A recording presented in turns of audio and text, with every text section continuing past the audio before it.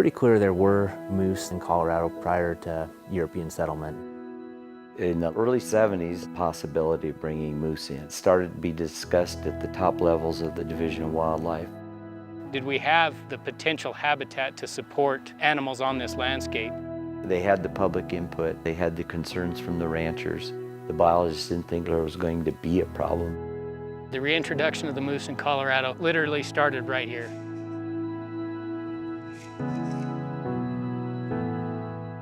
They're still an animal that probably the majority of folks in the United States haven't seen. Colorado has a population of people that really are into the outdoors and appreciate wildlife, and it attracts people to the state. There's just something, I can't tell you what it is, there's just something special about them. They're larger than life, stands 7 foot tall, and is not gonna run away.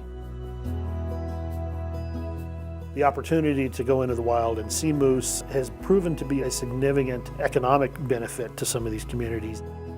This area, Colorado, is so special. Because if you want to come see a moose, you come to Walden, Colorado. We're proud to be known as the moose feeding capital of Colorado. Our interest in moose expansion in Colorado is really based on providing wildlife-based recreation. There's a whole beautiful world out there that so many people don't see. That's part of what I really like doing about art shows, is telling them how I got the shot. They're always fascinated. I feel like I've made somebody's day happy. They're very popular with wildlife watchers. They're a charismatic species. That's exciting for people to get to see that. Everything in the wildlife business is a balancing act.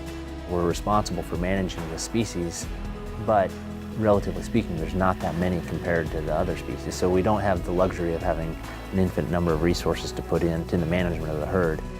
Our biggest challenge always in wildlife management is striking the right balance. There's a lot of public support for conservation efforts and seeing that these species continue to thrive. She jumped up and the calf jumped up and followed her, and so we just got kind of a quick glimpse of them crashing off through the willows, and that's oftentimes all you'll get. Maybe down here a hair.